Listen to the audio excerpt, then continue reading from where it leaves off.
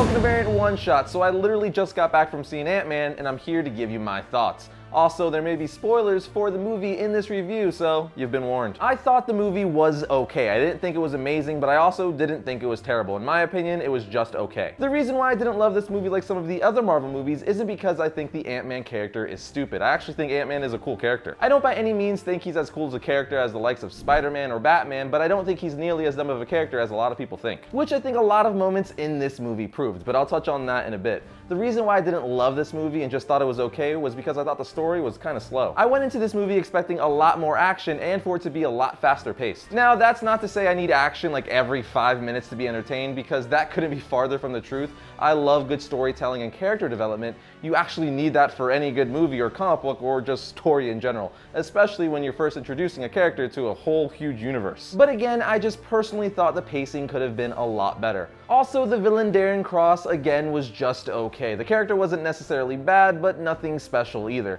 It was just the stereotypical, you didn't tell me your secrets, so I'm gonna get revenge. In the movie, the villain uses his own variation of the Yellow Jacket persona, which differs from the comic books, because Yellow Jacket in the comics is mainly known as one of Hank Pym's costume personas. One personal gripe I kind of had with the movie is that they picked Scott Lang to be the main Ant-Man and not Hank Pym. Hank Pym is in the movie, but much older and has retired as Ant-Man. I feel like they could have done so much more with the character and franchise focusing on a young Hank Pym and Janet Von Dyne, because you could have had him become Goliath, Yellow Jacket, or Giant Man in future Ant-Man movies, and that would have been great. And then they could have even attached him to creating Ultron somehow like he did in the comics instead of going the Tony Stark route. At least I thought that would have been a better way to go. But like I said earlier, I didn't think this movie was completely terrible. Even though there were several things I thought was just kind of meh about the film, there was also a lot of cool moments. Like every time Ant-Man was in costume, it was either funny or awesome. Paul Rudd, as always, did a very good job being very likable and bringing the comedies. Whenever Ant-Man would shrink and then get big again to hit or flip someone only to shrink again to fit through a keyhole